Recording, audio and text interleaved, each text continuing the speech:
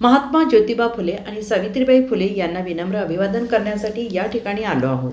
महाराष्ट्राची सामाजिक चळवळ आणि भारताला शिक्षण देण्याचं काम महात्मा फुले आणि सावित्रीबाई फुले यांनी केलं आहे. या फुले वाड्यामध्ये दरवर्षी आम्ही येतो. महात्मा फुले यांनी भारताला दिलेली वैचारिक विचारधारा, सामाजिक परिवर्तन याच्यातून काहीतरी घेऊन समाजासाठी काहीतरी केलं पाहिजे. आज आम्ही त्यांच्यासमोर नतमस्तक होतो आणि त्यांनी दिलेला वारसा पुढे नेण्याचा प्रयत्न करतो.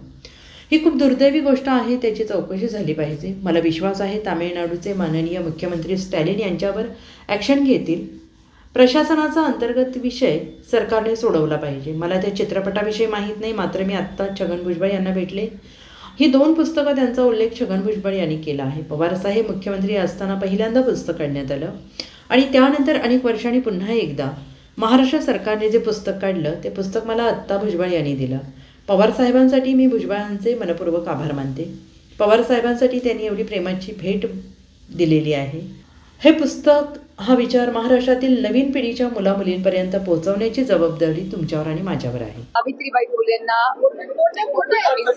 आपण सगळे विनम्र अभिवादन करण्यासाठी महाराष्ट्राची सामाजिक चळवळ आणि भारताला वेगळी दिशा देण्याचं काम हे महात्मा ज्योतिबा फुले आणि सावित्रीबाईंनी केलं.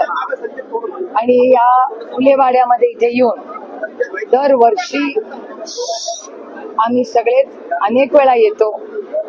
इथे येऊन त्यांनी महाराष्ट्राला नाही भारताला दिलेली एक वैचारिक जी बैठक आहे, विचारधारा आहे, सामाजिक परिवर्तन आहे, त्याच्यातून काहीतरी नवीन आपण समाजासाठी केलं पाहिजे. हा विचार पुढे घेणं जाण्यासाठी एक प्रांजळ प्रयत्न आम्ही सगळे करत असतो.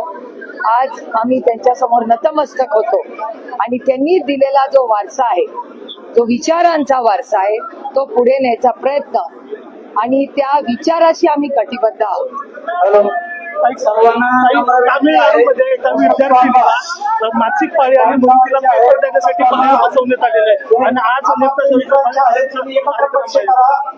खूप दुर्दैवी गोष्ट आहे, त्याची इन्क्वायरी झाली पाहिजे आणि माझा विश्वास आहे की तामिळनाडूचे माननीय मुख्यमंत्री श्री स्टॅलिन ह्याच्यावर ऍक्शन घेतील. काही मंत्रालयाकडनं एक अहवाल मागवण्यात आलेला आहे की जे उसनवर आलेले अधिकारी आहेत या विभागातले त्या विभागात, त्यांचं अहवाल मंत्रालयातून मागवण्यात आलेले, जे कुठले कॅबिनेट मंत्री असतील किंवा राज्यमंत्री असतील त्यांचे. हा त्यांच्या प्रशासनाचा अंतर्गत विषय, तो सरकारने सोडवला पाहिजे. बनेश्वर रस्त्यासाठी ज्यावेळेस तुम्ही आंदोलनाला बसला होता, 25 ला होते आणि त्याला विरोध होताना पाहिलं की आज प्रकाश आंबेडकर सुद्धा त्या विरोधात आंदोलन करतात. काही सीन आहेत ते सुद्धा त्यात मला फारशी त्या सिनेमाची माहिती नाही, पण आत्ताच माननीय भुजबळ साहेबांना मी भेटले. ही 2 पुस्तकं आहेत ज्याचा उल्लेख भुजबळ साहेबांनी केला की आदरणीय पवार साहेब महाराष्ट्राचे मुख्यमंत्री असताना हे पहिल्यांदा पुस्तक काढण्यात आलं आणि त्याच्यानंतर अनेक वर्षानंतर पुन्हा एकदा महाराष्ट्र सरकारने जे पुस्तक आदरणीय पवार साहेबांनी पहिल्यांदा काढलं ते काढण्यात आले. ते पुस्तक मला आता भुजबळ साहेबांनी भेट दिली आहे आदरणीय पवार साहेबांसाठी. मी भुजबळ साहेबांचे मनपूर्वक आभार मानते की आदरणीय पवार साहेबांसाठी त्यांनी ही एवढी प्रेमाची भेट दिलेली आहे. आणि माझा विश्वास आहे की हे पुस्तक हे शेवटच्या महाराष्ट्रातल्या नवीन पिढीच्या मुला मुलींपर्यंत पोहोचवणं, हा विचार पोहोचवण्याची जबाबदारी आज तुमच्या आणि माझ्यावर आहे. काही विषय असतात त्याच्यावर न बोलणं रामकृष्ण हरी. गेले 5 वर्षात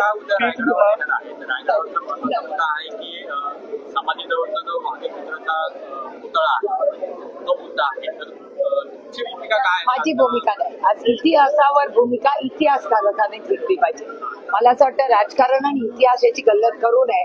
जे इतिहासात ते तज्ञ आहेत त्यांचं जे काय मार्गदर्शन असेल तेच योग्य आहे. काही महापुरुषांबद्दल वक्तव्य, वर्षभरे वक्तव्य करण्यासंदर्भात एक कायद्याच्या संदर्भात चर्चा सुरू आहे. स्पष्ट भूमिका मांडली की जर कायदा आला तर जे वाचवावीर आहेत त्यांना कुठेतरी महाराष्ट्र सरकारने प्रस्ताव द्यावा, आम्ही सगळे त्याच्यावर चर्चा करू आणि अर्थातच महापुरुषांवर कोणीही चुकीचा शब्द काढला तर कायदा पुढचा होईल तेव्हा होईल, पण आजही महाराष्ट्रातला स्वाभिमानी मराठी माणूस ते सहन करणार नाही. काही संदर्भात एक प्रश्न आहे. 10,500 कोटी ज्या कंपन्या आहेत त्या महाराष्ट्रातल्या त्यांचा उज्ज्वल कारभार पुन्हा एकदा आलाय. शेतकऱ्यांना पैसे जात नाहीत पण खर्च मात्र त्यांचा वाढतोय. सरकार याकडेही लक्ष त्याला धरून काही की गेल्या 5 वर्षात 50 कोटींचा नफा हा विमा कंपनींचा झालाय ना. आता केंद्रीय अहवालामध्ये पण तसं नमूद करण्यात आलेलं आहे. हे बघा, महाराष्ट्राच्या पीक विम्याबद्दल काय काय झालं हे माझ्यापेक्षा हा प्रश्न तुम्ही सुरेश धसांना विचारा, संदीप क्षीरसागरांना विचारा. हा प्रश्न तुम्ही बजरंग अप्पा सोनावणेंना विचारा. त्यांनी तुमच्या चॅनलला सगळी माहिती दिलेली आहे. आणि याबद्दल शिवराज सिंग चव्हाणांनी माझ्याच प्रश्नावर शब्द दिलाय की याची मी इन्क्वायरी लावणार आहोत. आणि माझा शिवराज सिंग चव्हाणांवर पूर्ण विश्वास आहे की ते इन्क्वायरी लावतील. वाल्मिक शहरात न्यायालयामध्ये असं म्हणतात की हे पूर्णपणे निर्दोष आहे असं तर तो आधी संविधानाने त्यांना तो अधिकार दिला. खरं सगळ्या दुनियेलाच माहिती. महाराष्ट्रात अनेक ठिकाणी प्रचंड अस्वस्थता आहे, महागाई, बेरोजगारी आणि भ्रष्टाचार हा वाढत चाललाय. आणि मला एकच प्रश्न कळत नाही की, आणि हे केंद्र सरकारला मी पत्र लिहिणार आहे की ग्लोबली ऑइलच्या प्राइसेस कमी झालेल्या, क्रूड ऑइलची प्राइस कमी झाली आहे. मग जर क्रूड ऑइल ग्लोबली जर स्वस्त झालंय तर मग पेट्रोल, डिझेल, गॅस या सगळ्या गोष्टी भारताला जो कंझ्युमर आहे त्याला का नाही कमी दर्जा दिलाय. आणि मी याचं पत्र सरकारला लिहिणार आहे केंद्र सरकार. काही मगाशी हाच प्रश्न जर अजितदादांना विचारला होता तेव्हा ते म्हणले होते की डोनाल्ड ट्रम्प यांनी जे सगळे टॅरिफ आणि हे सगळं वाढवले त्याच्यामुळे हा सगळा प्रकार झालेला आहे. पण तरी अमित शहानी या सगळ्याबद्दल असं देखील म्हणलेलं की वाढवू नका त्याचे दर. एक तर म्हणजे ते मी स्टेटमेंट ऐकलेलं नाही, पण मला जे उत्तर फ्लोअर ऑफ द हाऊस वर दिलेलं आहे त्याच्यात तुमच्या चॅनलवर सगळ्यांना मध्ये की क्रूड ची प्राइसेस, पेट्रोल डिझेलची जी प्राइस असते ती क्रूड डिसाईड करते. आणि क्रूड ऑइलच्या प्राइसेस ग्लोबली पडलेल्या आहेत. त्याच्यामुळे जर त्या कमी झालेल्या आहेत त्याचा बेनिफिट सरकारने हा सामान्य मायबाप जनतेला जी महागाईनी आज त्रस्त आहे त्यांना दिली पाहिजे अशी आमच्या आग्रहाची भूमिका आहे. आणि सिलेंडरचा 50 रुपये वाढवण्याचं काहीच कारण नाही. मी केंद्र सरकारला पत्र लिहिणार आहे आणि मी त्या मंत्र्यांना पत्र लिहिणार आहे की बाबा की 60 रुपये बॅरेल झाला आहे तर तुम्ही डिझेल आणि पेट्रोलचे भाव कमी करा. एक आणि दुसरं गॅस सिलेंडरचा भाव कृपा करून वाढवू नका, कारण आधीच लोक महागाई नाही. इंधनाचे दर नाही, क्रूड ऑइल, इंधन नाही, क्रूड ऑइलचे ग्लोबल प्राइसेस क्रॅश झालेली 60 रुपये आहे, $60. तुम्ही काल